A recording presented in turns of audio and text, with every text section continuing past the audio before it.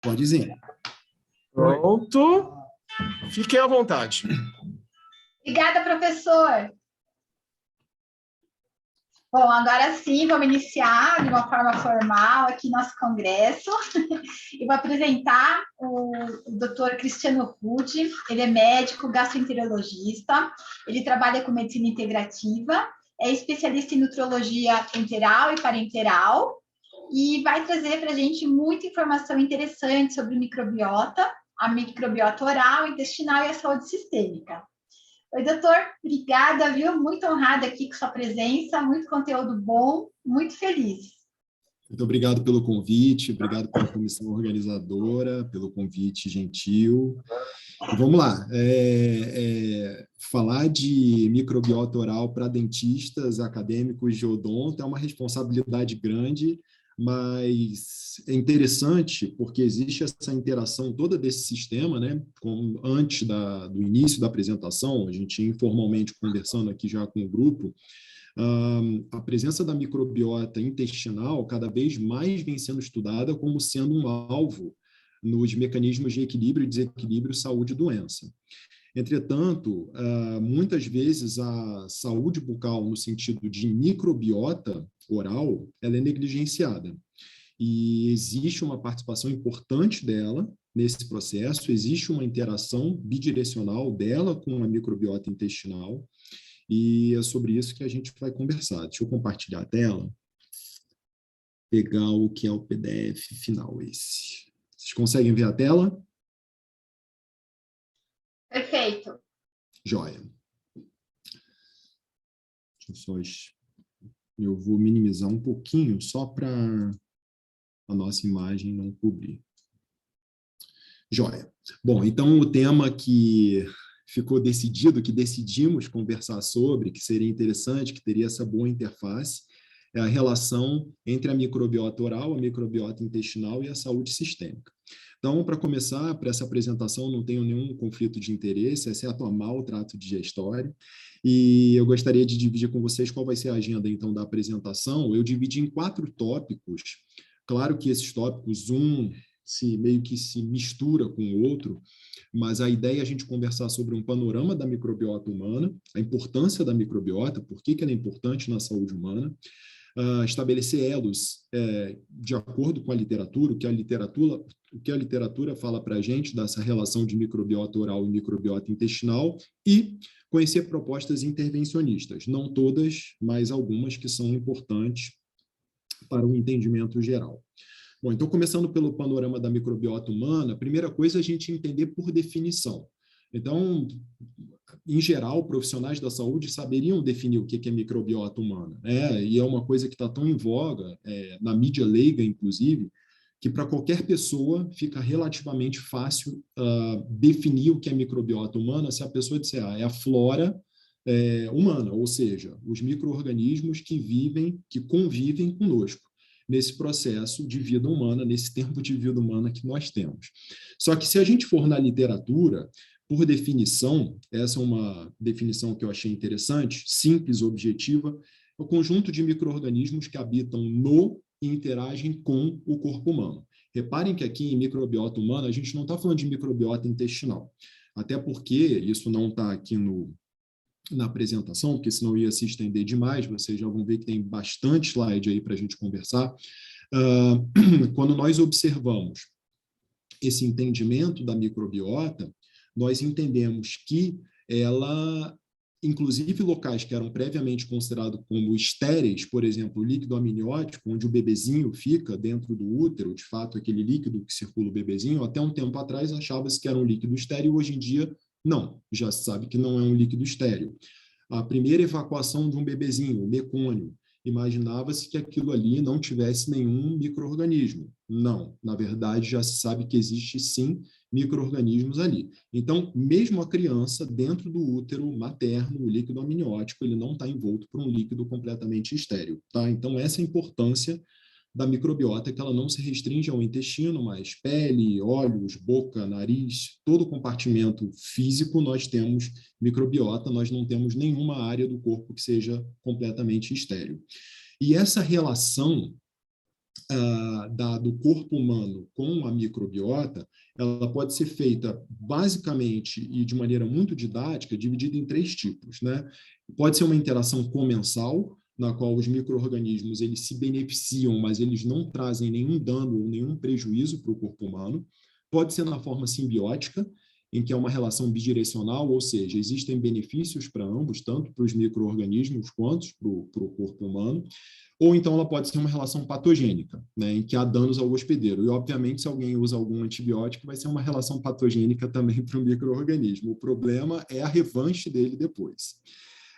Então, outra coisa interessante, composição de microbiota. Em geral, nós temos essa tendência a achar que todos nós somos muito diferentes em relação à nossa microbiota. Mas, na verdade, a própria literatura define que nós temos basicamente 2 tipos de microbiota. Aquela microbiota core, ou seja, central, aquela que é comum a todos os indivíduos, é uma microbiota básica que a maioria dos seres humanos compartilham, e é por isso que muitas vezes nos estudos de microbiota, vocês, ao longo da vida de vocês, ou vida profissional e da vida acadêmica, vocês vão encontrar que existem comparações entre perfis populacionais, perfis de pessoas portadoras da doença tal, pessoas não portadoras da doença tal.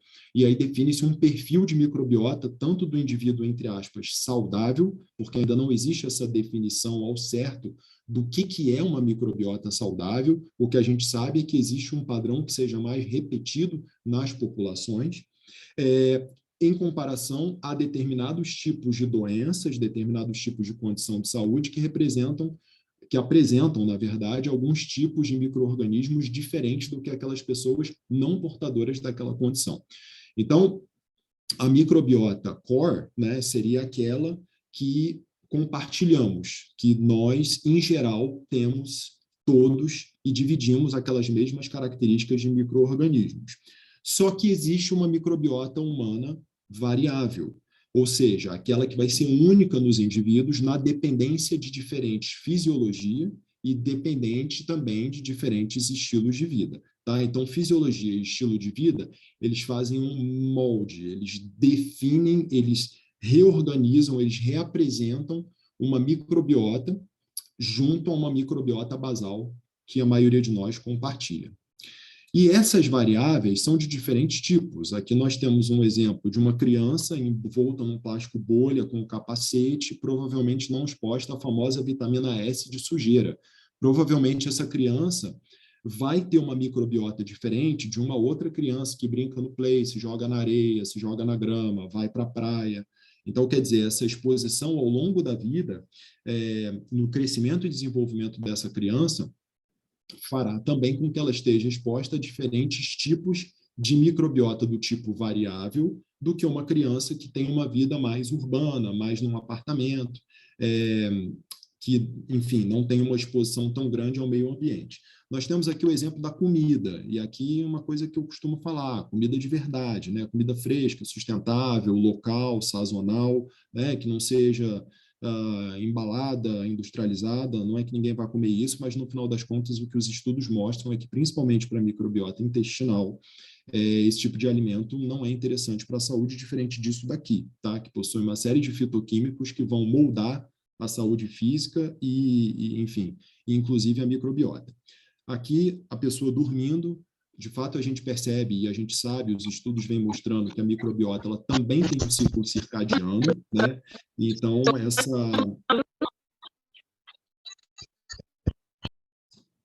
essa questão do ciclo circadiano também no metabolismo bacteriano é importante. O uso de antibióticos, principalmente, nós vamos ver mais para frente, mas principalmente pela mãe enquanto gestante, pré-gestacional, e pela criança, principalmente nos 1000 primeiros dias de vida dela, momento no qual ela está definindo a microbiota dela, e a prática de atividade física, que de fato molda a nossa microbiota. A variável adicional, então, conforme eu citei anteriormente, a gestação, a própria gestação, ela é um molde também para a microbiota intestinal, e alguns outros fatores, não só aquilo que se come, mas também, por exemplo, o uso de tabaco ou então ingestão de bebidas alcoólicas que mudam essa interação mesmo do hospedeiro, digamos assim, nós, com a nossa microbiota. Alguns fatos importantes em relação à própria microbiota: o primeiro, o entendimento, e aí puxando a brasa para o palmito assado dos colegas dentistas, em 1670, Van Leeuwenhoek, ele fez a identificação mesmo de um ser vivo no microscópio que ele mesmo desenvolveu, em 1670, e por isso ele é conhecido como o pai da microbiologia. Depois disso, vários outros eventos interessantes, chamando a atenção também em 1928, a descoberta dos antibióticos por Alexander Fleming, a penicilina, até que em 2005 nós temos o desenvolvimento do projeto Microbiana Humano. E aqui essa cronologia num gráfico mostrando esses acontecimentos, né? Aqui em 1600, nos anos 1600, o desenvolvimento mesmo do microscópio por Van Leeuwenhoek, que fez não só ele criou o microscópio, como ele fez essa primeira identificação de um ser vivo se mexendo ali, uma bactéria que ele tirou de uma placa bacteriana dele, até que em 2010 foram lançados os dados, de fato, do projeto Microbioma Humano. Bom, e aí existem alguns termos que muitas vezes nós esbarramos na literatura. Microbioma, microbiota. Se a gente tiver que usar isso de uma forma, eu achei essa definição muito interessante, porque de uma maneira bem acadêmica, mas bem sucinta, microbioma seria a junção da microbiota em si, ou seja, os seres vivos, com o seu material genético. Então, microbioma seria como se fosse não só o próprio ser, mas aquilo ali que ele carrega de informação genética dentro dele. Mas eu achei essa definição de Berg, agora de 2020, bem interessante. Ele coloca o microbioma como sendo a junção de microbiota, aí sendo bactéria, arqueia, que são como se fossem bactérias muito rudimentares, fungos, algas, mais o teatro de atividade, entre aspas, ou seja, a forma como elas atuam, as suas estruturas, proteínas, lipídios, RNA, DNA, os elementos que eles possuem associados à sua motilidade e, além disso, as substâncias que eles produzem, sejam moléculas sinalizadoras, sejam toxinas. Então, isso tudo dentro de um contexto ambiental, ou seja, é como se fosse a microbioma, né? Ela é a combinação das bactérias, dos micro-organismos em si, com toda a atividade que as permeia. E aí, uma coisa interessante também é o entendimento de quantas bactérias, no final das contas, quantos micro-organismos nós temos. A gente acaba falando muito de bactérias, porque a grande verdade é que o viroma humano, por exemplo, ele é ainda muito pouco entendido, né? A gente imagina-se, né, que a quantidade de bactérias, na verdade, seja suplantada pela quantidade de vírus que nós temos, mas isso ainda não é bem definido na literatura, ainda não existe esse rastreio bem definido. Mas se sabe que essa proporção, que antigamente achava-se que era muito maior, na verdade é de 1,3 células bacterianas para uma célula humana. Então, essa proporção, não existe também uma quantidade muito maior de bactérias humanas do que a quantidade de células humanas que nós temos no corpo, tá? Agora, é importante o entendimento que nós temos ali na casa mais ou menos de 400 trilhões de bactérias, de micro-organismos, mas principalmente bactérias mesmo, convivendo aqui com a gente. Então, seria muita inocência a gente pensar que eles estão por aqui circulando, inertes, sem produzir nenhum tipo de impacto no nosso corpo. Aqui, por exemplo, esse gráfico, e eu fiz a separação dos dois pontos que vão ser mais interessantes para a gente, o que mostra, de fato, a microbiota da boca e da orofaringe, né?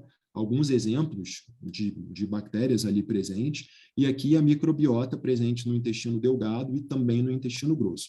E aqui, de qualquer forma, os senhores podem ver que nós temos bactérias em todos os lugares, micro-organismos em todos os lugares, nenhuma parte do corpo fica realmente isenta da presença desses nossos hóspedes. Bom, por definição, o que é a microbiota intestinal? É o conjunto de micro-organismos, aí reparem, perdão a licença poética, se em algum momento eu falar muito de bactéria, porque acaba microbiota, bactéria, mas na verdade microbiota, por definição, é o conjunto de micro-organismos, todos eles, fungos, bactérias, arqueias, vírus, que colonizam o intestino e que participam do quê? Da manutenção e da fisiologia e saúde do indivíduo e também de todo o seu complexo ecossistema. E, na verdade, esse complexo ecossistema não é o complexo ecossistema do corpo humano, é o complexo ecossistema delas, porque, na verdade, a própria literatura coloca para a gente que as próprias bactérias, vírus, fungos, eles se autorregulam. E, na verdade, eles possuem uma relação muito mais de competitividade, um querendo sobrepujar o outro, do que de incentivo. Tá?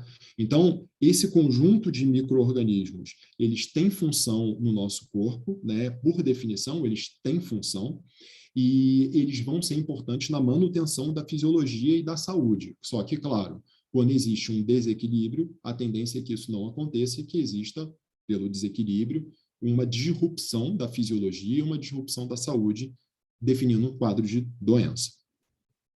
Bom, o trato digestório ele possui a maior quantidade de micro-organismos quando comparado com outras partes do corpo e cerca de 1 trilhão de bactérias a cada grama de material intestinal.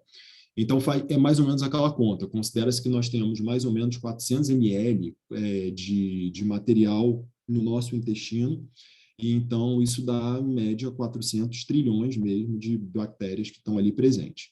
Aqui uma imagem do Van Leeuwenhoek, né, que foi o primeiro a identificar a microbiota oral em 1674. Né, ele utilizou um microscópio que ele mesmo desenvolveu, um microscópio bem rudimentar, mas que já foi suficiente para que ele pudesse identificar seres em movimento, como ele descreveu, que ele retirou da própria saliva, de uma placa bacteriana dele mesmo.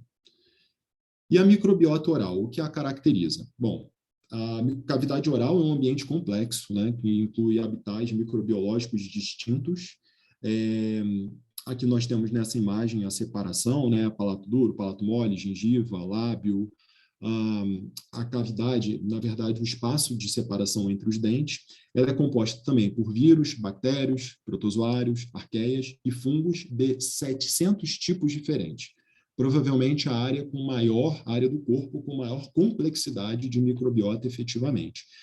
E logo atrás do intestino, ele fica em segundo lugar, né, segundo maior sítio de micro-organismos no corpo humano. Só que de 400 trilhões, nós passamos a ter entre 50 e 100 bilhões. Didaticamente, esse autor fez uma definição que eu achei interessante, que para mim era novidade, provavelmente para os senhores não é, mas em que ele faz uma divisão, uma distribuição didática da cavidade oral, e ele identifica que isso é importante porque, dependendo da área da cavidade oral, existe uma predominância de diferentes tipos de micro-organismos. Até porque nessas áreas existe, em geral, uma diferença de pH, de salinidade, de potência de mecanismos de oxirredução, da própria oxigenação e do contato com o alimento. Então, ele separa como grupos 1, 2 e 3, sendo que grupo 1 composto por mucosa bucal, gengiva queratinizada e palato duro, grupo 2, saliva, língua, amígdalas e garganta, e grupo 3, placas sub- e supragengivais. O bacana da microbiota oral é que ela tem algumas vantagens em relação, inclusive a minha crítica no estudo da microbiota intestinal, vejam, a minha crítica no sentido totalmente construtivo. Quando nós fazemos, por exemplo, uma análise à beira-leito, ou seja, no chão de fábrica, você ali com o paciente, quando você vai fazer um estudo de microbiota que não seja in vitro nem in vivo, que você está fazendo com o ser humano, você não vai acessar todo o material fecal desse paciente de uma maneira invasiva. Até porque, se você fizer isso de uma maneira invasiva, você já vai mudar a característica da microbiota dessa pessoa. Então, na verdade, você terá um resultado falseado. Se essa pessoa faz uma coleta do material fecal dela, provavelmente aquilo ali vai representar o que ela tem de predomínio de micro-organismo na porção mais distal, ou seja, mais final do seu intestino. Já a microbiota oral, ela tem vantagens acadêmicas muito interessantes. É de fácil estudo, de fácil obtenção para material para análise, porque está ali. Né? Aqui tem um exemplo de uma coleta por um suavezinho, e agora, em segundo ano de pandemia, uma das áreas mais acessadas foi justamente a cavidade oral e cavidade nasal, com um suave como esse, justamente para coleta de material. E isso é uma grande vantagem da microbiota. E aqui, nessa boquinha aqui ao lado, ficou pequeno, não daria para colocar de qualquer jeito do tamanho original, ele coloca como diferentes áreas da boca, justamente nessa separação didática de 1, 2 e 3, possuem diferentes micro-organismos, ou seja, uma área extremamente complexa que os senhores estudaram, que escolheram estudar. Passando para a segunda parte da nossa agenda de apresentação, então, passado esse panorama de microbiota humana, vamos para a importância da microbiota. Já vimos lá no comecinho que ela é importante justamente nesse processo de equilíbrio da fisiologia e de equilíbrio da saúde. O que é interessante é que a própria literatura coloca para a gente, como, por exemplo, nesse trabalho de 2018, que a microbiota intestinal ela tem um potencial de ser controladora do bem-estar e de doença. Olha que interessante, ele não escolhe falar de saúde, ele fala de bem-estar.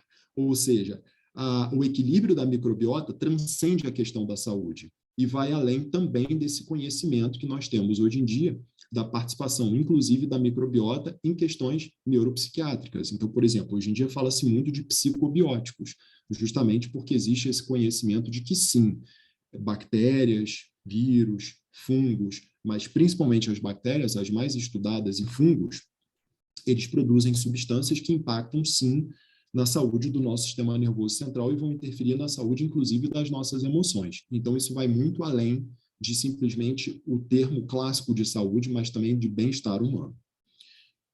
A microbiota oral não fica muito atrás. Nessa publicação de 2019, ele mostra como a microbiota oral ela possui um impacto importante na saúde corporal. Aqui nesse outro trabalho, também de 2020, isso porque eu selecionei alguns, e curiosamente o nome dessa revista é Anthony von Leeuwenhoek, né, o pai da microbiologia, ele coloca justamente que a microbiota e o microbioma humanos, tanto na saúde quanto na doença, eles têm participação, tanto que foi merecedor de um artigo de revisão. Então, a microbiota humana, no sentido intestinal, ou seja, a microbiota intestinal, ela possui múltiplas funções. Aqui citadas algumas, colocadas nesse último artigo que eu coloquei a imagem para os senhores. Dentre as múltiplas funções, ela é um potente estimulador do sistema imune, porque ela é capaz de criar substâncias antimicrobianas. Ela possui um papel essencial na digestão e metabolismo. Se a gente for lembrar do básico da fisiologia lá, nós vemos que determinadas bactérias são importantes no cólon pela síntese, por exemplo, de vitamina K.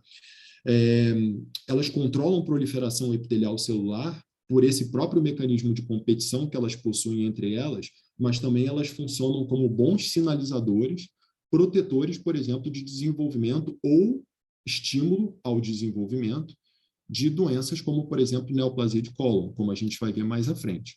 E influenciam também a comunicação cérebro-intestino, não só mediada por nervo vago, né, um nervo que comunica as vísceras abdominais com o sistema nervoso central, como também mediante a produção de determinadas substâncias que vão circular pelo corpo e vão atuar como sinalizadoras. Então, se nós fizéssemos uma divisão muito didática, eu achei essa figura bem interessante, publicada nesse trabalho em 2018, ele fez uma separação da função da microbiota como protetiva, metabólica e estrutural. E dentro da protetiva, ela coloca como uma fortificação de barreira, como produção de resposta imune inata e adaptativa, produção de compostos antimicrobianos, como metabólica, a produção de vitaminas, de aminoácidos, a biotransformação de ácidos biliares, que ao mesmo tempo que eles são importantes, a permanência deles no cólon pode ser tóxica, principalmente quando estão excessivas, a fermentação de fibras, a gente sempre ouve aquela história, a gente não consegue digerir fibra adequadamente, sim, mas a fibra nós precisamos ingerir porque ela funciona como substrato para essa microbiota, né? E dependendo do que você alimenta a sua microbiota, ela pode ser um gizmo, que é um gremlinzinho do bem, ou um gremlinzinho do mal. Então, dependendo como você vai alimentar a microbiota, o que ela vai trazer de resultado também para a tua saúde física vai fazer diferença. E do ponto de vista estrutural, pela produção mesmo de muco protetor, ela funciona como um estimulante mesmo à produção, né, à síntese mesmo de celularidade intestinal, e ela regula a junção das células intestinais, ou seja, o que se fala muito hoje em dia, não só na gastroenterologia, mas na medicina de uma maneira geral, nas ciências da saúde, na nutrição também, é a questão do leaky gut, né, que é aquele intestino que ele não tem uma integridade entre as suas células, fazendo justamente com que ele seja mais apto, digamos assim, a absorver substâncias, substratos e resíduos bacterianos que não são bons para o corpo e que vão gerar um quadro de inflamação sistêmica chamado inflammaging, né? E esse processo de inflamação crônica de baixo grau vai gerar esse envelhecimento, essa maior senescência celular, que é esse processo de inflammaging. Bom, a microbiota oral, ela não tem um papel sistêmico ainda bem definido. E eu coloquei esses 3 asteriscos aqui, porque mais para frente a gente vai voltar nesse aforismo aqui, escrito por Dell em 2019, nessa publicação dele. Apesar disso, a gente sabe que a microbiota oral ela se apresenta na forma de biofilme. Mais para frente tem uma imagenzinha do biofilme, caso os senhores não estejam familiarizados com a imagem, acredito que sim. Possui um papel crucial na manutenção da homeostase oral, então importantíssimo no equilíbrio na saúde da boca, efetivamente. Oferece essa proteção à cavidade oral e previne o desenvolvimento de doenças. Aqui eu deixei nessa seta, onde tem essa, como se fosse essa ondinha, com o quadrado, a bolinha e o triângulo, justamente a formação de um biofilme. Biofilme é a estrutura mesmo, que é criada, as bactérias elas vivem ali dentro, e aquilo ali, se os senhores olharem aqui, está escrito tooth, né, dente em inglês, então mostrando que sobre o dente existe esse biofilme, onde de fato estão os micro-organismos, e esse biofilme, na verdade, ele funciona inclusive como um fator de proteção às próprias bactérias e micro-organismos para que eles não sofram influências externas que sejam disruptivas para a saúde, digamos assim, deles, e funcionam como uma forma de proteção. Exemplo de outros tipos de bactéria que vivem na forma de biofilme, H. pylori. H. pylori é uma bactéria que produz no estômago esse biofilme, como se fosse esse muco de proteção, e elas vivem ali dentro daquela colônia, fazendo justamente com que elas sejam de maior resistência, mais difíceis de serem erradicadas. Bactérias que produzem biofilme, normalmente, são bactérias que têm um perfil de resistência maior. Como na boca elas estão muito expostas, né, não só a enzimas protetoras, ao próprio alimento, forças de cisalhamento, a forma que a natureza encontrou que elas conseguissem se sustentar, se manter na forma de biofilme mesmo. E aqui, interessante essa publicação de Lee de 2021, em que ele coloca, por isso que eu coloquei asteriscos ali naquela afirmação, que apesar de não se conhecer completamente os mecanismos, e a ciência é muito cuidadosa ao fazer essas afirmações, então ele coloca, apesar de não se conhecer completamente o mecanismo como a microbiota oral ela influencia na saúde sistêmica, nós vemos nessa publicação, por exemplo, de Lee de 2021, a interação, e ele coloca aqui no centro desse boneco, eu mantive todas as imagens em original, sem tradução, justamente para não descaracterizá-las.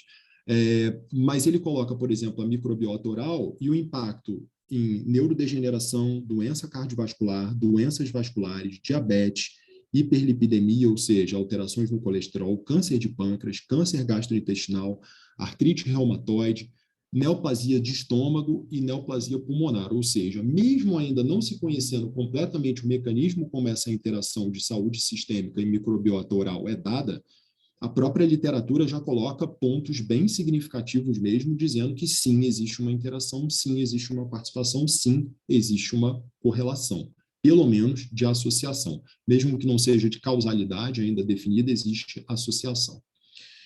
Em relação aos distúrbios da microbiota, um ponto interessante que os senhores provavelmente já ouviram é esse termo chamado disbiose, que basicamente significa desequilíbrio.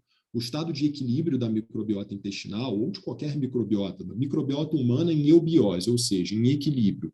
Microbiota humana, seja de boca, pulmão, parte íntima, trato gastrointestinal, em desequilíbrio, disbiose. Tá?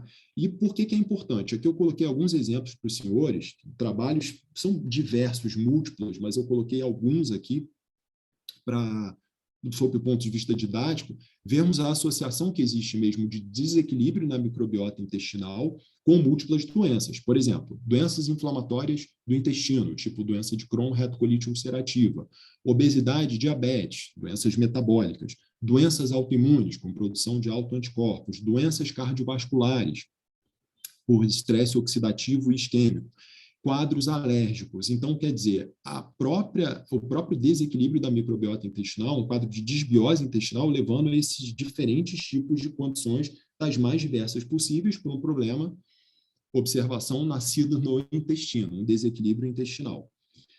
Já distúrbios da microbiota oral, segundo essa publicação de 2021, o próprio autor ele coloca a presença de associação.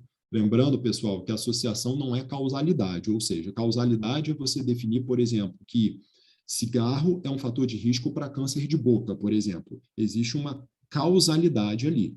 Associativo é um exemplo. A pessoa carregar um isqueiro no bolso, porque ela fuma, e aí eu dizer, bom, o isqueiro é causador de câncer de boca. Não. Na verdade, a pessoa fuma, em geral, carrega um isqueiro, e aí essa é uma associação, ok? Então, quer dizer, existe essa presença desse fator, mas não necessariamente com causalidade. Só quem vai dizer isso para a gente é o tempo, os estudos, a ciência.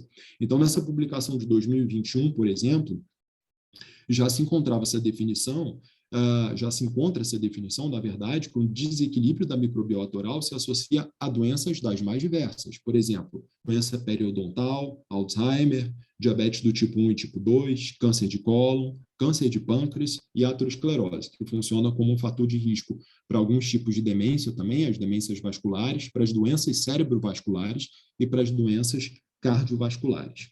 Aqui, esse desenho lindo e extremamente complexo, ele mostra os diferentes mecanismos nos quais a microbiota oral pode estar em desequilíbrio. Então, aqui no centro, muito pequenininha a imagem, me desculpem por isso, mas eu também não quis modificar, quis manter no original para não descaracterizá-la. Aqui ele coloca um dente, né? E ele coloca como um desbalanço bidirecional, que é um biofilme em desequilíbrio, ou seja, um desequilíbrio na microbiota do biofilme do dente, levando a uma inflamação mal resolvida, que perpetua um desequilíbrio nesse biofilme, que perpetua um processo inflamatório, e a partir daí toda uma cascata de uma série de alterações, nada simples, extremamente complexas, mas que vão desde produção de determinadas substâncias, como, por exemplo, aqui na letra H, que é hiperprodução de citocinas, que a gente ouviu muito nesse ano de pandemia, como, por exemplo, aqui no item A, que é a produção de autoantígenos, ou seja, um estímulo à produção de substâncias envolvidas em processos, inclusive, de autoimunidade. Então, como entre muitas aspas, simples desequilíbrio de microbiota de biofilme dentário pode levar a um processo inflamatório mal resolvido que vai auto-perpetuar esse mecanismo, e essa relação bidirecional deles vai gerar uma série de respostas metabólicas com diferentes impactos no organismo. Vista a importância da microbiota, nós vamos então agora estabelecer elos entre a microbiota oral e a microbiota intestinal. Bom, primeira coisa é que existe uma conexão anatômica da cavidade oral com o trato digestório, né? Costumava-se dizer, e algumas pessoas ainda costumam dizer, a digestão começa na boca. Eu não acredito que ela comece na boca, ela começa no cérebro, porque a gente tem o processo digestório, a fase cefálica, que só o pensamento no alimento já faz com que a gente salive, já comece a ter movimento peristáltico e, de fato, a gente comece a secretar determinadas substâncias, principalmente ácido clorídrico, só pelo pensar no alimento, tá? Mas, de fato, o primeiro contato com o alimento vai ser na boca, né? E a boca está conectada ao trato digestório. Então, o alimento chega, salvo situações específicas, por exemplo, a pessoa que usa uma sonda nasointeral para alimentação ou usa a gastrostomia. Fora isso, o acesso ao trato digestório sempre será pela boca. Então, nós temos uma conexão direta de boca e trato digestório, que a própria anatomia é assim constituída. Então, quando nós olhamos que existe essa associação, a própria literatura já coloca, e aqui, por essa imagem, já dá para ver aqui na letra A, que tem um bichinho aqui em cima de um dente, e aí depois uma seta levando até o trato digestório. Aqui, à esquerda, sobre a língua, nós temos uns bichinhos e as setas levando até o trato digestório. Então, com isso daqui, o autor já está mostrando, mesmo que ninguém tendo lido o artigo, consegue ver que, bom, esse autor aqui está querendo dizer alguma coisa, que isso daqui que está aqui, isso daqui que está aqui, conseguiu chegar aqui de alguma forma. Então, existe sim essa interação da microbiota oral e da microbiota intestinal, e é interessante como a própria literatura faz esse reconhecimento, e normalmente a literatura vai partir de questões de saúde, ou seja, existe uma hipótese, né, o entendimento de que existe provavelmente alguma associação entre duas questões que querem se estudar, né, ou então um ponto e o ponto onde você quer chegar, e a partir daí começa-se a buscar as bases fisiopatológicas envolvidas nesse processo. Então, aqui, por exemplo, nesse trabalho de 2019, os próprios autores eles fizeram a associação do eixo microbiota orointestinal e o seu efeito imunomodulador no desenvolvimento de artrite reumatoide. Artrite reumatoide, e aqui um desenhozinho de uma mão já com todos numa fase mais crônica, mais tardia da doença, né, é caracterizada por uma inflamação crônica nas articulações. E o que a ciência identifica? Que existem alguns gatilhos ambientais. Quando a gente fala de gatilhos ambientais, são os gatilhos que não são imunológicos da própria pessoa. Na verdade, existem alguns gatilhos externos que funcionam como estímulo para desenvolvimento, funcionam como gatilho para o desenvolvimento daquela condição. A etiologia dela ainda é indeterminada, mas já se identifica alguns gatilhos que estão associados aí no processo e ela é prevalente em 1% da população mundial.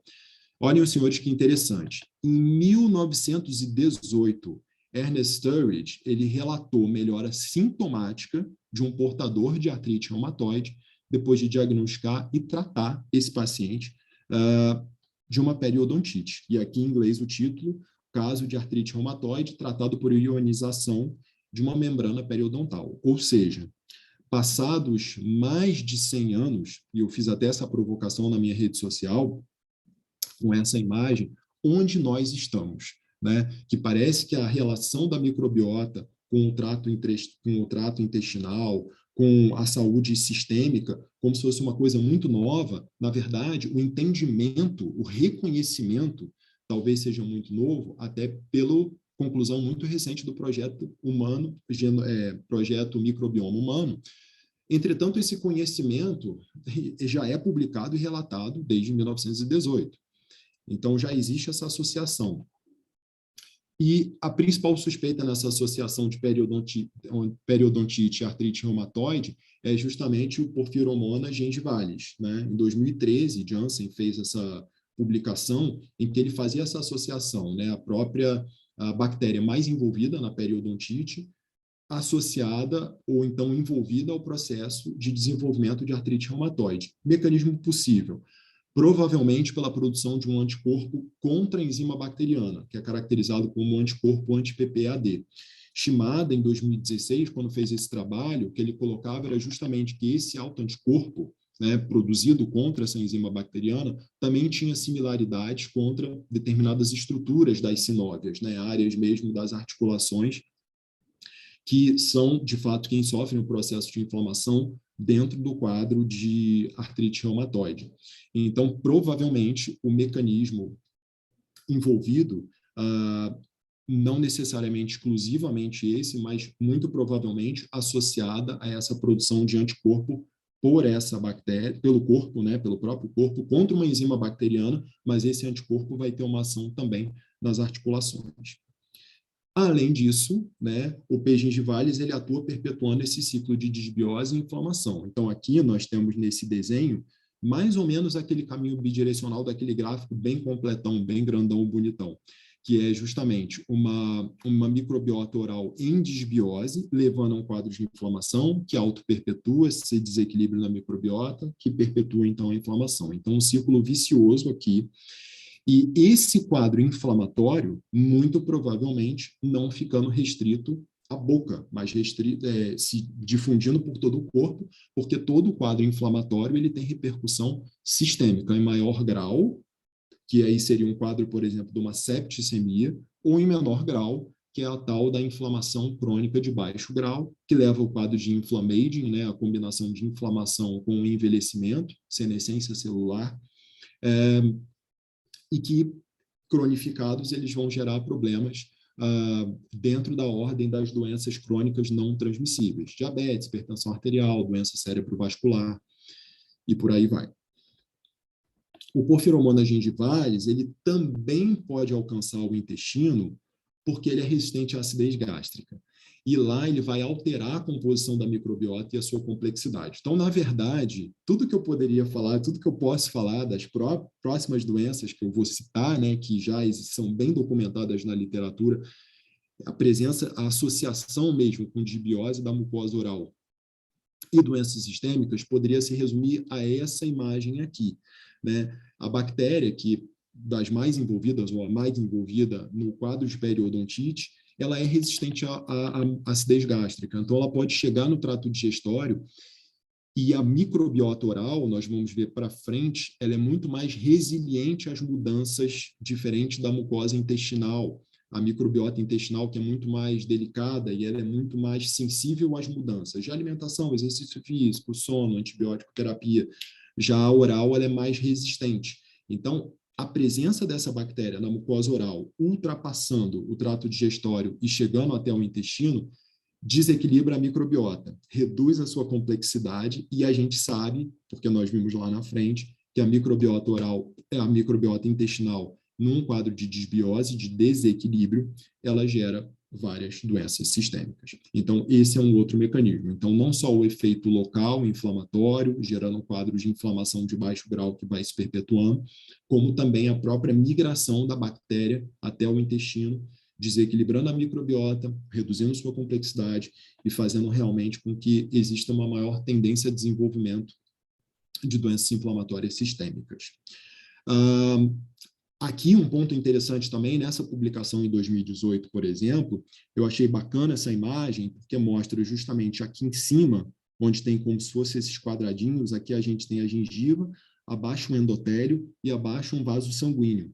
E aqui, de uma maneira muito esquemática, obviamente, eles colocam que aqui mais à esquerda, né, o equilíbrio da microbiota, né, uma microbiota oral em completo equilíbrio, e aqui mais à direita, uma microbiota oral em desequilíbrio, fazendo com que essas bactérias mais patogênicas, elas consigam ultrapassar essa barreira endotelial, a barreira do vaso sanguíneo, chegando ali, desenvolvendo um quadro inflamatório, e o desenvolvimento desse quadro inflamatório caracterizado pela produção de substâncias inflamatórias, por exemplo, interleucina 8, interleucina 6, na circulação, elas vão alcançar órgãos-alvos, um deles, o coração. Então, nesse trabalho, o que o próprio autor coloca é justamente a associação de várias doenças, né, que podem nascer mesmo na cavidade oral, e uma delas a doença cardíaca. Então, o mecanismo seria esse. Ultrapassagem de uma bactéria mais patogênica, levando a um quadro inflamatório, levando ao depósito dessas substâncias inflamatórias, né, em consequência desse estado inflamatório que o organismo se encontra, inclusive no coração, sendo um fator predisponente para desenvolvimento de doença arterial coronariana. Esse trabalho aqui, a gente vai explorar bastante ele, porque ele foi a base agora para as próximas doenças, em que ele faz essa associação, é esse trabalho super recente, agora de 2021, publicado em abril, se não me engano, e aqui nesse próprio desenho ele coloca uma coisa interessante, né? A disbiose oral, levando a efeitos locais, cárie, periodontite e câncer de boca, certo? Só que efeitos sistêmicos também, Alzheimer, diabetes, doenças cardiovasculares, ou seja, o desequilíbrio na microbiota oral, fazendo efeitos não só locais, mas como esses efeitos locais, eles também podem ter comprometimento sistêmico. Lembram que eu tinha falado com os senhores um pouquinho lá atrás do efeito direto, não está ainda bem definido de forma sistêmica, né? Como o efeito direto de uma disbiose oral poderia, de maneira direta, interferir em doenças sistêmicas. Então, um ponto interessante é o seguinte: as implicações sistêmicas, elas já são reconhecidas. Só os mecanismos como isso acontece é que ainda não são completamente elucidados. Então, ele coloca aqui nesse trecho do trabalho, né? Apesar da cavidade oral ela ser o segundo habitat mais populoso mesmo de micro-organismos no corpo humano, o conhecimento acumulativo não é suficiente para a completa compreensão das implicações da microbiota oral na saúde humana. Tá? Então, assim, o efeito direto, a gente ainda não sabe exatamente como ele é dado, mas que existe a associação, existe, e existe porque ele vai provar, inclusive, nesse trabalho por várias vezes. Alguns caminhos que são reconhecidos já, apesar de não completamente conhecidos, tem alguns caminhos que já se reconhecem. Por exemplo, um desequilíbrio da microbiota oral, ou seja, uma disbiose, ela vai aumentar a liberação daqueles mediadores inflamatórios. Por exemplo, interleucina 6, interleucina 8, fator de necrose tumoral, enfim. E essas toxinas produzidas e esses resíduos bacterianos, né, fragmentos de bactérias, eles vão estimular o sistema imune por essas vias metabólicas inflamatórias. Além disso, nós já vimos, o P. gingivalis, por exemplo, é resistente à acidez gástrica. Então, ele pode muito bem migrar da boca até o intestino, sem problema nenhum, porque ele vai ultrapassar tranquilamente pelo ácido gástrico. E, em uma geração em que nós cada vez mais prescrevemos de maneira exagerada e sem indicação, medicamentos como os inibidores de bomba de próton, muito mais fácil desses micro-organismos resistirem à acidez gástrica e ultrapassarem o trato digestório mais distal. Então, por exemplo, considerar que uma pessoa com um quadro de uma periodontite ou um processo inflamatório na boca, e a gente usar um antibiótico e ainda usar um inibidor de bomba, enquanto essa pessoa estiver usando um antibiótico para que ela não tenha dor no estômago, nós podemos estar facilitando um processo de desequilíbrio da microbiota muito mais importante. Então, assim, pequenas atitudes que nós temos e que, no final das contas, é interessante que repensemos justamente para não fazer com que aquela pessoa venha colher maus frutos mais para frente. Então, nesse eixo, né, nós temos um entendimento de que ele é feito de maneira bidirecional.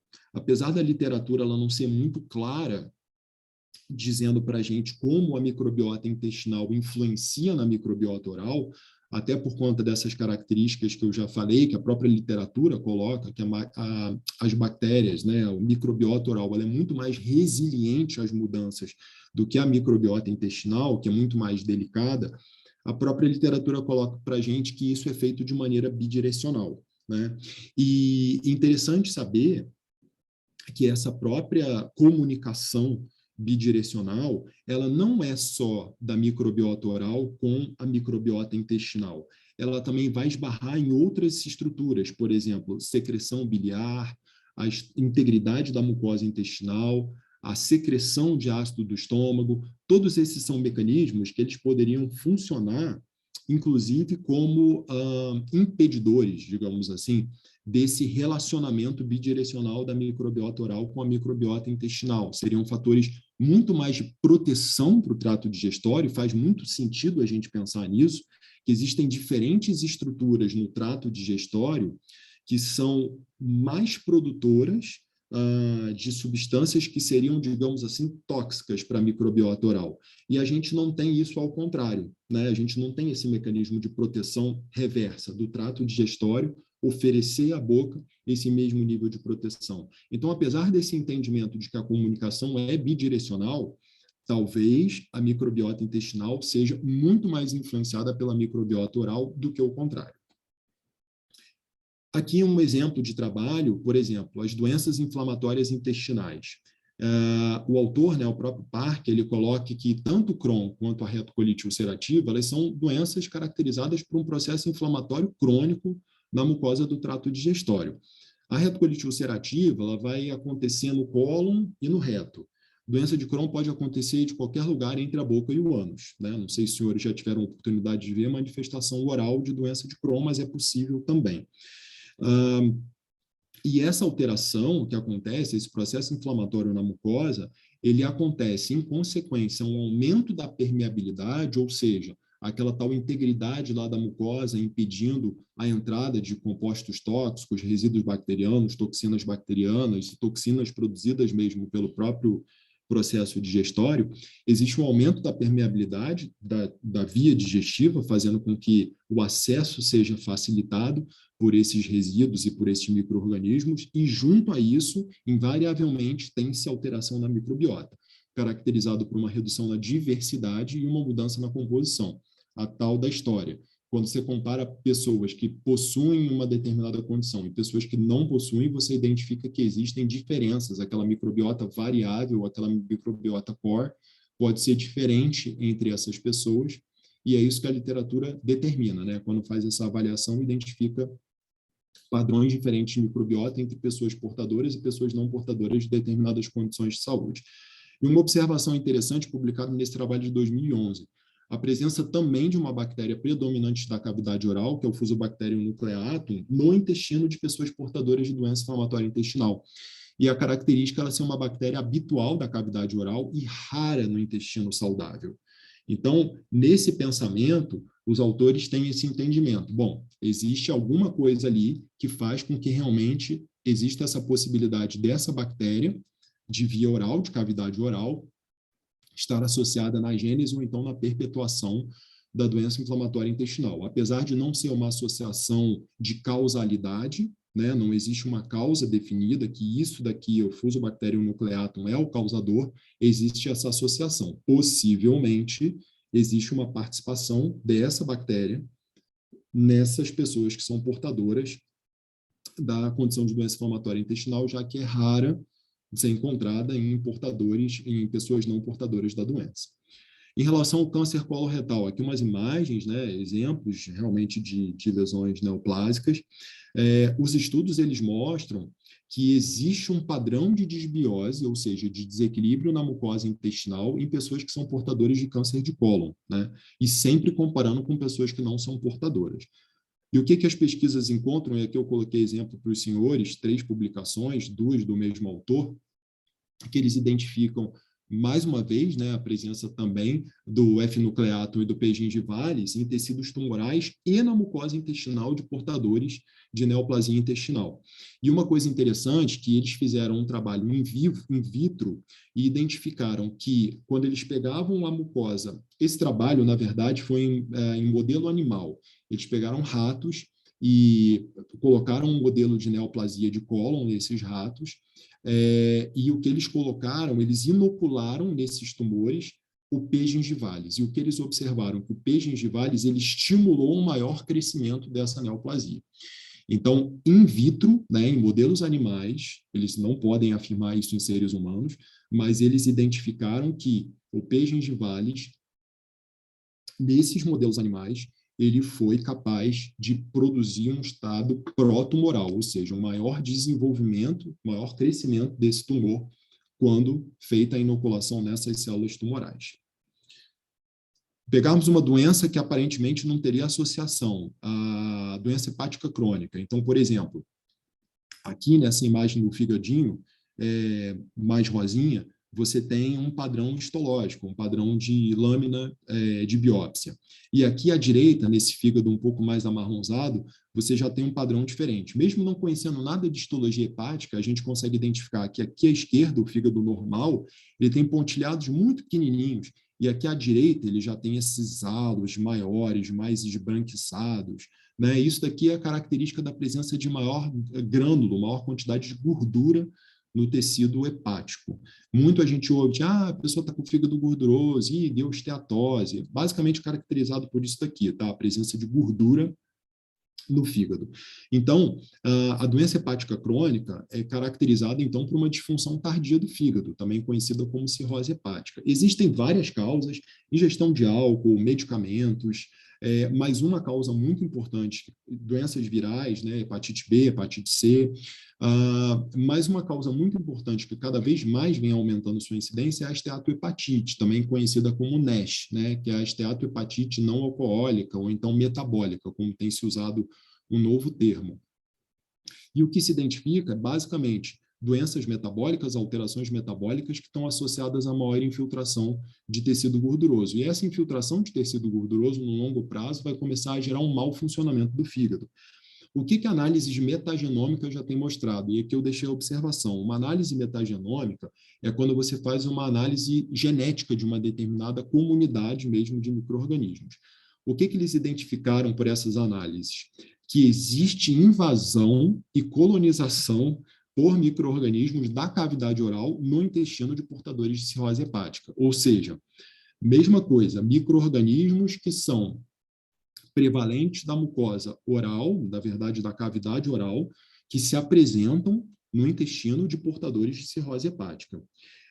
E mais uma vez P. gingivalis está na jogada. Foi detectado em amostras de material oral de portadores de cirrose hepática por NASH. Ou seja, existe uma maior presença de micro-organismos de boca, de cavidade oral, no intestino de pessoas que são portadoras de cirrose hepática, e como a cirrose hepática ela é uma condição, um fator de risco para o desenvolvimento de neoplasia de fígado, nessas 2 publicações, os autores identificaram a maior presença do P. gingivalis nesse quadro de cirrose hepática dos pacientes que são portadores de NASH. Quando nós olhamos, por exemplo, o câncer de fígado, aqui é a mesma coisa, os 2 autores que colocam uma maior associação de periodontite crônica, né, com carcinoma hepatocelular, que a cirrose hepática, de fato, é um fator de risco. Então, aqui, só corrigindo, porque eu acho que no final das contas eu falei embolado para vocês. O NASH, que é a presença de gordura no fígado, ela é um fator de risco para desenvolvimento de cirrose, e a cirrose hepática é um fator de risco para o desenvolvimento de câncer hepático, ok? Então, nós vemos que, tanto na infiltração gordurosa hepática, nós temos a presença de micro-organismos da cavidade oral no trato digestório, quanto no desenvolvimento de cirrose desses pacientes com maior gordura no fígado, nós temos a presença especificamente do P. gingivalis nesses 2 trabalhos publicados, ou seja, inferindo uma participação desse micro-organismo nessa transição aí de simplesmente uma esteatohepatite para uma cirrose hepática. E aqui nós vemos a participação do Fusobacterium em portadores de cirrose hepática com transformação para carcinoma hepatocelular. E aqui o que os autores colocam em publicações super recentes, 2019 e 2020, que existe uma possível associação nessa ponte cirrose hepática, carcinoma hepatocelular, possivelmente mediada pela presença de Fusobacterium em portadores de periodontite crônica. Câncer de pâncreas, e aqui uma imagem também de uma neoplasia pancreática, um dos tipos de câncer pancreático, né, o adenocarcinoma ductal de pâncreas, a maior presença de periodontite, mais uma vez o patógeno mais envolvido na história, o P. gingivalis, e a presença dele em portadores de neoplasia de pâncreas, o que eles identificaram que não só existia uma maior mortalidade naqueles que já eram portadores de neoplasia, como um maior risco naqueles que não eram portadores, mas em trabalhos retrospectivos eles identificaram que sim, que a presença de periodontite, a presença do P. gingivalis estava associada a maior incidência da doença. Ou seja, não só aumentando a incidência em quem não tinha doença, como aumentando a mortalidade daqueles que tinham a doença. E a publicação, ela identificou não só a presença, mais uma vez, do P. gingivalis, do Fusobacterium, tanto na microbiota intestinal, quanto na microbiota pancreática, ou seja, a presença direta desses micro-organismos. Possivelmente um caminho chegando no intestino, já que não existe uma comunicação direta do trato digestório tubular com o pâncreas, né? Pelo menos não de maneira bidirecional, mas possivelmente a chegada no intestino, a alteração na microbiota que ele produz, aumentando daquela permeabilidade, permitindo com que aquilo ali seja absorvido pela circulação sistêmica, e na circulação sistêmica ele podendo se acumular onde ele quiser. Em pessoas com substrato genético para desenvolvimento de câncer de pâncreas, a presença desses 2 micro-organismos se acumulando no pâncreas, levando a mutações associadas ao desenvolvimento de câncer de pâncreas. Publicação de 2019. Então, minha gente, eu acho que na odontologia o grande malvado favorito não é o GRU, não. É o Porphyromonas gingivalis, porque todas as doenças que nós citamos até agora têm a participação desse camarada. Então, o GRU que o lute, porque esse troféu não é dele. Agora, falando sobre a última condição que eu gostaria de compartilhar com os senhores, que é o Alzheimer, né? Alzheimer é caracterizado pelo próprio Alzheimer, quem descreveu a doença em 1906, como uma doença degenerativa, que cursa com declínio cognitivo e comportamental, em que a pessoa tem inabilidade para criar novas memórias e ela começa a ter perda de memórias primordiais. A previsão da OMS para 2050 é que nós tenhamos 139 milhões de pessoas com Alzheimer. Lembrando que já estamos em 2021. Atualmente, 50 milhões de casos, ou seja, uma estimativa de quase triplicar o número de pessoas com esta doença.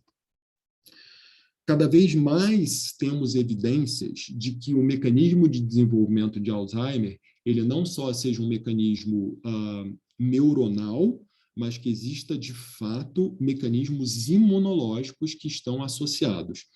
Atualmente, na medicina, diz que o Alzheimer é um diabetes do tipo 3, porque, na verdade, existe um dano celular, um dano neuronal muito semelhante ao dano que acontece mediante o estresse oxidativo que acontece nas células mediadas por hiperglicemia, pico de insulina, hiperglicemia, pico de insulina. Então, é conhecido como diabetes do tipo 3, justamente por conta dessas alterações não simplesmente estruturais neuronais, mas também nas alterações imunológicas e metabólicas que existem no cérebro de portadores de Alzheimer.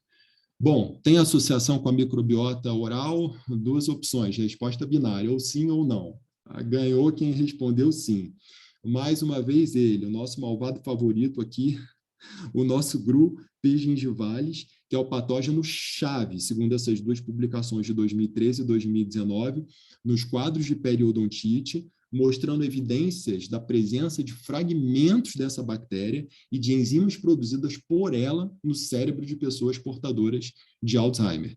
Ou seja, uma participação direta, né, pela presença de fragmentos dessa bactéria e uma presença indireta por substâncias, toxinas, enzimas produzidas por ela, ou seja, uma via, de repente, por dois caminhos, não só o efeito direto, mas também o efeito sistêmico metabólico que ela promove, fazendo com que haja o acúmulo dessas substâncias lá no sistema nervoso central.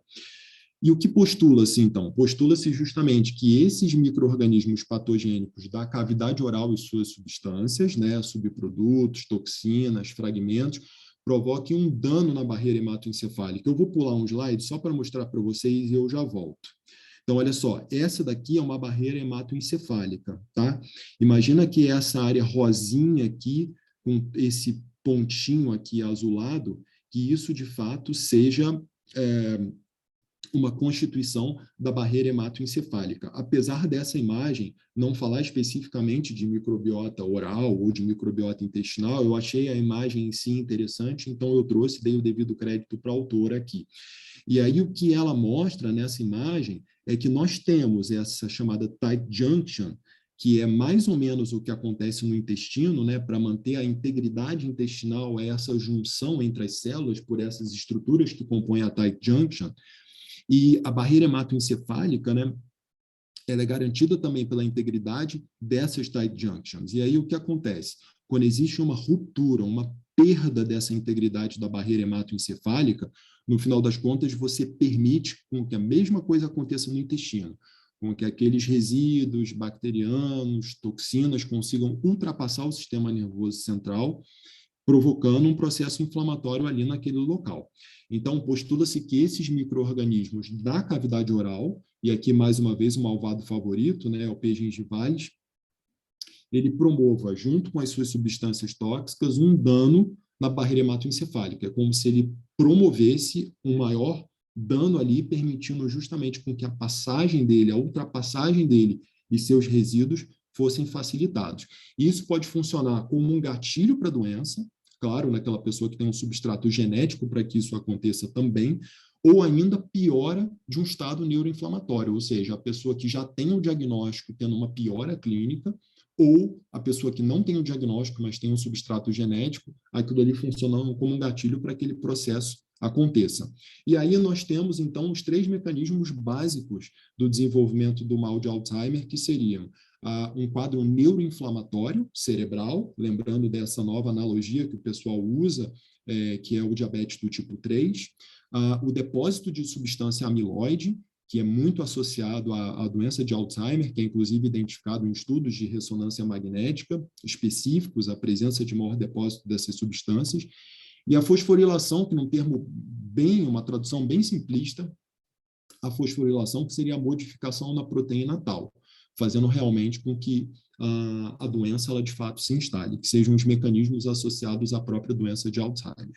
Aqui a imagem novamente da ruptura da barreira hematoencefálica, e aqui essa imagem bacana desse trabalho de 2021, mostrando aqui os senhores podem ver mais à esquerda um dente, com uma mesma bactéria, podem reparar que essa mesma bactéria ela está presente em todas as imagens. Então, possíveis vias. Essa bactéria ali presente no biofilme dentário, caindo na corrente sanguínea e indo direto para o sistema nervoso central, promovendo uma neuroinflamação. E a outra possibilidade é essa bactéria vindo pelo tubo digestório, e aqui no tubo digestório ela sendo absorvida pela circulação sistêmica, pelo sistema nervoso enteral e sistema nervoso autonômico, que fazem essa comunicação do intestino com o cérebro, e daí vindo essa comunicação dessas informações, toxinas e resíduos bacterianos, e ainda a possibilidade desse resíduo bacteriano, dessa bactéria, caírem na corrente sanguínea, chegarem até o intestino, e o intestino, via corrente sanguínea, fazer essa informação, devolver essa informação para o cérebro, ou então, pela deglutição, cai no trato digestório, alcançando o sistema nervoso central. Então, quer dizer, diferentes mecanismos, mas de maneira bem esquemática, as três possibilidades de acesso, né, da bactéria, mas, no fim das contas, a presença da bactéria da cavidade oral no sistema nervoso central e as suas possíveis vias de acesso. Então, mais uma vez, o P. gingivalis envolvido no processo, né? Aqui eu fiz só um estilo daquela imagem mesmo, mostrando a presença dela, tanto no trato digestório, quanto na corrente sanguínea, quanto no próprio dente, mostrando que essa é a possível via de acesso. E isso é publicado na literatura e respaldado por diferentes autores, em diferentes épocas, 2018, 2019, 2014, 2020, nós temos publicações que fazem essa associação do P. gingivalis com a maior incidência de doença de mal de Alzheimer. Então, agora na última etapa, conhecer as possíveis propostas intervencionistas. O que a gente pode fazer? Né? Eu não vou falar para vocês de estratégias de saúde pública dentárias, né? Ou então de tratamento específico, porque realmente não é minha área, e isso daí seria o mais preemente e o que nós teríamos que pensar em primeiro lugar. Essa boca, esses dentes, as pessoas precisam ter a sua saúde oral restaurada. Mas se nós formos olhar de uma maneira geral, apesar de que eu já citei algumas vezes para os senhores ao longo da apresentação que realmente existem algumas publicações na literatura que colocam uma maior resiliência, uma maior resistência da microbiota oral aos fatores externos, nós sabemos que existem algumas condições que elas realmente fazem diferença, que elas podem impactar. Talvez o sono não impacte tanto quanto, por exemplo, o fumo e a bebida alcoólica, certo? Mas nós sabemos que todos esses mecanismos que eu vou citar são possíveis mediadores, sim, de uma melhor saúde, uma melhor integridade da microbiota, não só intestinal, como da microbiota oral. Então, aqui essa publicação, apesar de eu também não concordar com esse termo, que nós somos o que nós comemos, na verdade, nós somos o que nós absorvemos, o que nós processamos, né? Nós somos o que nós digerimos, mas definitivamente aquilo que a gente mastiga e engole fala muito para a gente de como será a nossa saúde e nossa microbiota intestinal. Então, lembrando aquela primeira imagem lá da feira, comida de verdade, sustentável, local, sazonal. Por que é importante isso? Por que esse cara está falando de sazonal e sustentável? Porque isso vai indicar que ela tenha menos quantidade de coisas que são possíveis disruptores, não só endócrinos, mas também para a microbiota, que são os defensivos agrícolas. Então, a gente pensar que o alimento da época ele vai ter provavelmente uma menor quantidade de defensivo agrícola do que um produto fora de época, tá? Então, a importância de se alimentar bem com comida de verdade como um bom definidor mesmo de integridade de mucosa intestinal.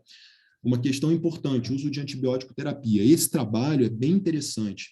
A autora, ela faz uma comparação do uso de antibiótico terapia e o impacto disso na microbiota na boca e na microbiota intestinal. Por isso que eu falo, não estou dizendo isso da minha cabeça, mas essa autora ela faz justamente essa ponderação. Ela conseguiu identificar nesse trabalho que o uso de antibiótico terapia ele promoveu impactos de longo prazo muito mais significativos no intestino do que na boca. O que ela identificou é que realmente a resiliência da microbiota oral é muito maior do que a da microbiota intestinal. Então, depois de um uso de antibiótico terapia, a microbiota oral ela conseguiu ser mais, aspas, preservada e voltar ao seu estado original do que uma microbiota intestinal que demorou muito mais tempo e teve muito mais impacto depois de um curso de antibiótico terapia. Mas, de fato, o antibiótico ele é importante nesse processo, né? Ele realmente altera a microbiota, não só da cavidade oral, como do intestino, como do corpo como um todo, né? Onde esse antibiótico alcançar, ele fará efeito sobre a nossa microbiota. Tanto que nessa publicação de 2018, uma coisa bem interessante que os autores propuseram aqui, isso foi publicado no Jornal Britânico de Odontologia. Então, ele coloca uma questão interessante, que são justamente os esquemas terapêuticos alternativos para as doenças de cavidade oral. Depois eu posso passar para a doutora Janete esse trabalho e ela divulgar para vocês, não sei como, através da comissão organizadora, esse trabalho é muito interessante e ela faz uma avaliação, e ele propõe, na verdade, diferentes possibilidades de tratamento para doenças da cavidade oral, que classicamente seriam indicados antibiótico terapia, e eles mesmos, odontólogos, né, eles fazem essa provocação. Será que não é hora da gente começar a pensar em outras estratégias? E aqui algumas delas, por exemplo, uso de anticorpos, uso de vacinas, uso de peptídeos antimicrobianos, uso de probióticos, prebióticos e simbióticos, uso de aminoácidos, como é o caso da arginina, e aí ele cita exemplos, né, de como isso poderia ser preparado na forma de goma, na forma de um colutório bucal, na forma de alimento funcional, na forma de uma pasta de dente, dentrifício, enfim. Então, eles mesmos colocam a tentativa, a possibilidade de pensar realmente em acessar de maneira diferente a microbiota oral, na verdade, o tratamento das doenças que classicamente teriam indicação de uso de antibiótico terapia, com outros recursos que não o antibiótico, já antevendo o impacto que isso possui na microbiota como um todo. O impacto do exercício físico, nós sabemos que a própria literatura coloca para a gente movimentar o corpo, modifica também características da microbiota, e lembrando, aquela relação é sempre bidirecional, inflamação, desequilíbrio da microbiota. Então, você atua nesses dois campos, você atua tanto no quadro inflamatório, fazendo com que esse círculo vicioso não aconteça, como você atua sobre a microbiota, fazendo de fato com que esse círculo não aconteça. Então, você tem uma ação nos dois caminhos e que realmente impactam na saúde. Importante esse fator, o fator pobreza, né? Esse trabalho, por exemplo, de 2014, os autores eles mostram que os perfis bacterianos da saliva eles têm associação não só com dieta, com estilo de vida, mas também com status socioeconômico. Então, o status socioeconômico é um fator extremamente importante na disrupção da microbiota oral. Lembrando que uma microbiota oral disruptiva ela não vai ter um efeito somente em nível local, ela também terá um efeito sistêmico, responsabilidade dos nossos amigos dentistas aí com a saúde sistêmica como um todo.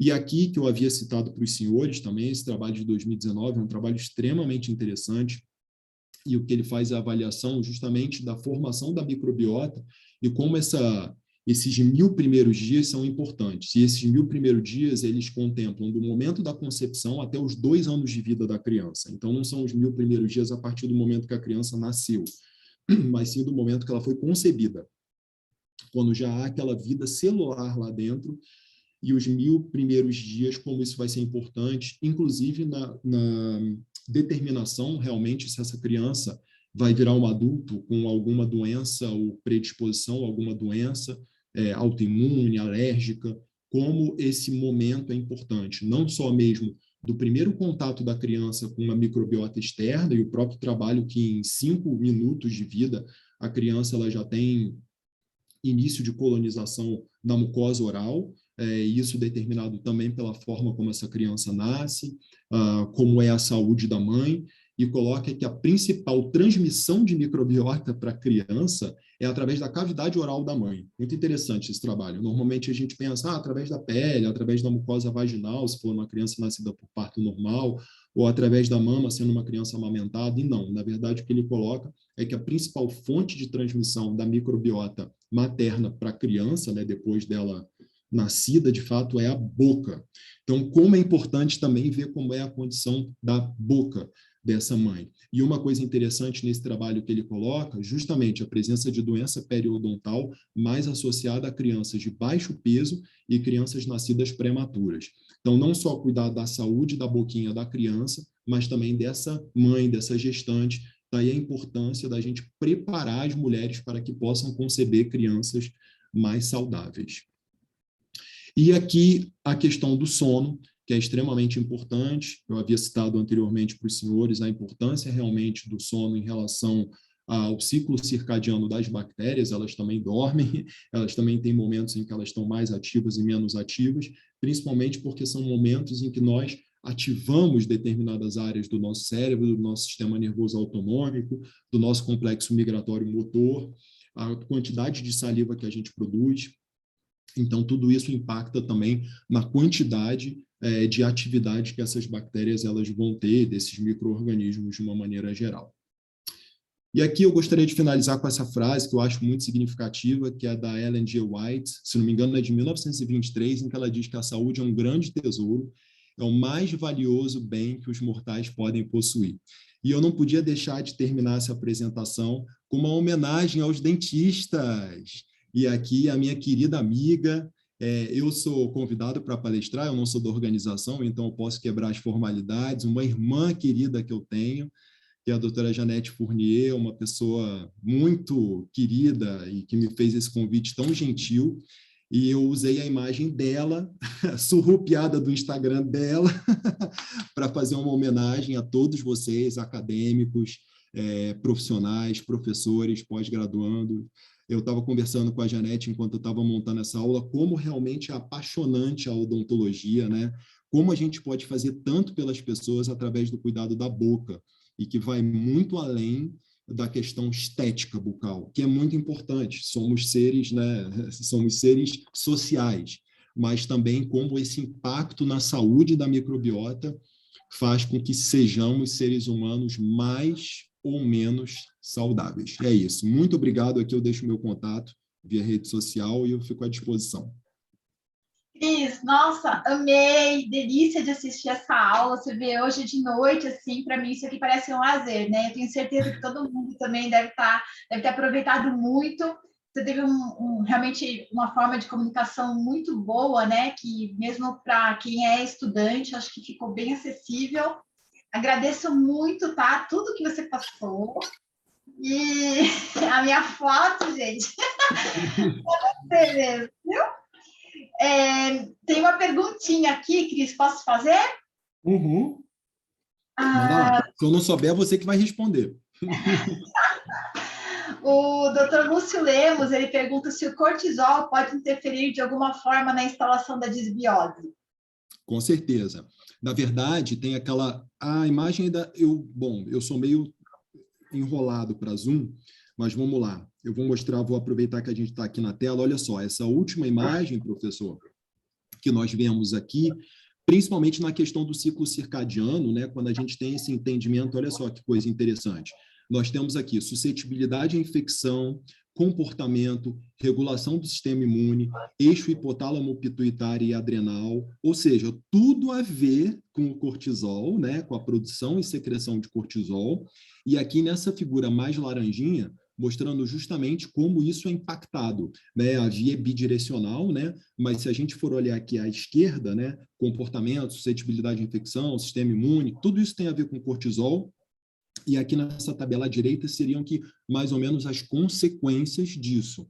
Então, os pulsos de cortisol que a gente tem durante o dia, né, os picos de cortisol que a gente tem durante o dia, eles geram impactos sistêmicos, e esses impactos sistêmicos, eles geram impacto na microbiota também. Então, a gente identifica que pessoas que vivem num padrão luta-fuga, com cortisol muito alto, ou depois no momento de fadiga mesmo, que haverá diminuição de cortisol, são pessoas que têm essa mudança do eixo hipotálamo pituitário adrenal e, em consequência, essas pessoas têm mais desequilíbrio na microbiota, né? Não só uma tendência a uma maior monotonia, uma menor quantidade de micro-organismos, efetivamente, como uma maior tendência a micro-organismos mais patogênicos, ou seja, com maior predisposição ao desenvolvimento de doenças sistêmicas mesmo. Isso vale para a boca também, com certeza. Bom, mais alguém tem alguma outra pergunta, pessoal? O pessoal está elogiando bastante, tá? O Lúcio Lemos está falando que muito obrigado e que te espera lá na aula dele agora. Vai ser um prazer, professor, com certeza. Que agora vai começar a aula, pessoal, do Dr. Lúcio Lemos, que é a próxima, que é sobre exames salivares. Mais alguma dúvida, pessoal? Posso estar encerrando? O pessoal está falando que amou demais. Bastante elogios, tá? Aula show de bola, palestra top, amei. Cris, foi maravilhoso, maravilhoso, muito bom seu tema, muito bem escolhido e muito bem explanado. Que legal, que bom, que bom. Que essa sementinha da microbiota seja plantada em todos vocês. Não, muito importante mesmo. Eu falo assim, a importância, né? Porque o médico esquece de olhar a boca e o dentista esquece de olhar o corpo, né? E aí fica faltando uma comunicação e a gente vê o quanto existe uma relação realmente entre boca e corpo, né?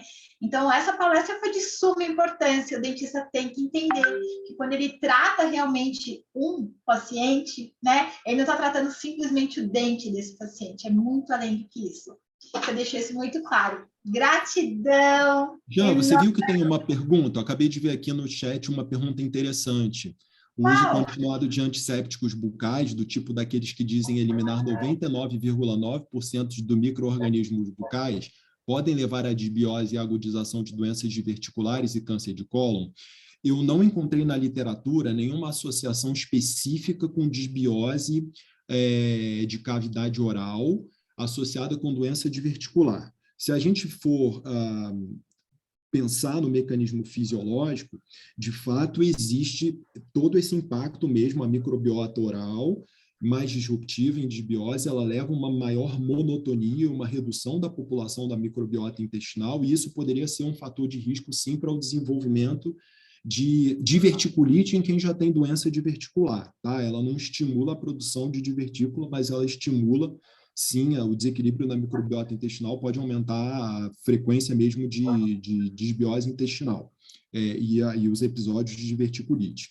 E o câncer de cólon pelo mesmo motivo. Então, na verdade, qualquer situação em que você tenha uma disbiose oral, mas predominantemente com o aumento do malvado favorito, né, que é a bactéria mais associada, mesmo o P. gengivalis, que no final das contas parece ser o cara mais disruptivo mesmo, então poderia se inferir. Então, eu penso o seguinte, o uso de antisséptico bucal poderia provocar uma disbiose que poderia trazer impactos, mas o problema maior mesmo parece ser a formação de biofilme com P. gengivalis e a presença mesmo de periodontite. Realmente a periodontite é que parece ser o grande barato assim, na associação com a doença sistêmica, inclusive a doença intestinal. Eu não estou conseguindo, eu não sei por que acessar direito o chat. Tem alguma outra pergunta, Cris? Que eu não tinha visto o que mandou. Na verdade é porque ele mandou com uma mensagem direta para mim. Por isso, ele não mandou no grupo. Eu estou procurando e não estou achando. Então, pronto. Ele foi reservado, ele mandou só para mim. Ainda bem, porque eu sou meio perdido, mas aí eu entrei aqui. Que bom.